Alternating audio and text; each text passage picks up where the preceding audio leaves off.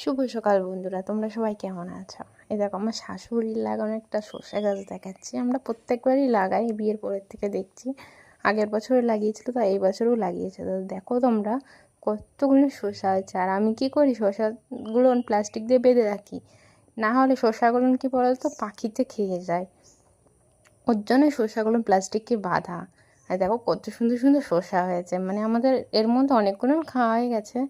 তার মধ্যে একদিন ভিডিওটা করলাম যে তোমাদের দেখাই। দেখো কত সুন্দর শসা হয়েছে। প্লাস্টিক দিয়ে না বাঁধলে একটা শসা আমরা পাবো না, আর খেতে পারবো না। আর বিশেষ করে আমার শ্বশুরের জন্য এই গাছটা লাগানো। উনি তো হার্টের পেশেন্ট, ওর জন্য ওনাকে শসা টসা খেতে হয়, ওর জন্য আরও বেশি করে লাগানো। তোমরা তো জানো শসার দাম কী পরিমাণে বেড়েছে।